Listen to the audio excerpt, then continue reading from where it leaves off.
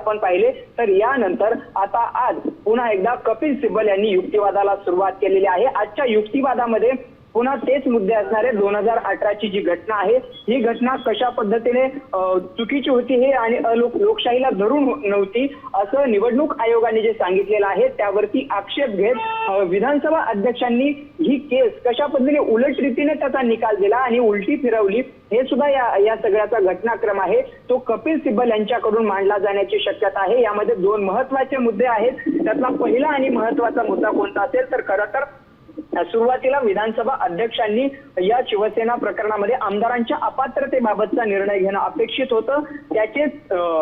त्यानंतर सुप्रीम कोर्टामध्ये हे प्रकरण गेलं असतं। सुप्रीम कोर्टाने त्या सगळ्याबाबत निर्णय देणं अपेक्षित होतं आणि हे प्रकरण सुप्रीम कोर्टाच्या निर्णयानंतरही जे काही त्या सुप्रीम कोर्टाचा निकाल येईल आणि तो निकाल घेऊन निवडणूक आयोगाने राजकीय पक्ष कोणाचा याबाबत स्पष्टता देणं गरजेचं होतं, निर्णय देणं गरजेचं होतं। मात्र या सगळ्या प्रकरणामध्ये जर आपण पाहिलं तर मूलभूत एक मुद्दा उपस्थित होतो या ठिकाणी, तो म्हणजे सुरुवातीला निवडणूक आयोगाने निर्णय दिलेला आहे 17 फेब्रुवारी 2023 ला। त्यानंतर जर आपण पाहिलं तर 11 मे 2023 ला सुप्रीम कोर्टाचा निर्णय आला। सुप्रीम कोर्टाचं जे 5 सदस्यीय घटनापीठ होतं माजी सरन्यायाधीश धनंजय चंद्रचूड यांच्या अध्यक्षतेखाली त्या घटनापीठाने निर्णय दिला। त्या घटनापीठाच्या निर्णयानंतर आमदारांच्या अपात्रतेबाबत विधानसभा अध्यक्ष राहुल नार्वेकर यांनी निर्णय दिला। खरं तर ही जी उलथापालथ झालेली आहे आणि निर्णय ज्या पद्धतीने उलटे सुलटे घेण्यात आलेले आहेत त्याचा सुद्धा संदर्भ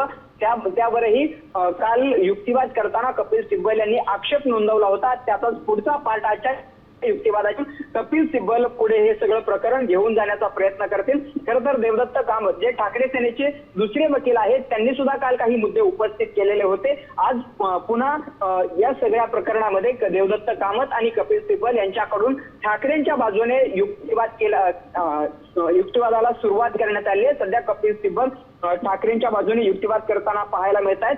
विधानसभा अध्यक्षांनी कसा चुकीचा निर्णय घेतला हे ते आपल्या युक्तिवादाच्या माध्यमातून ती सगळी भूमिका आणि तो सगळा घटनाक्रम सध्या मांडत असल्याचं आपल्याला पाहायला मिळत आहे।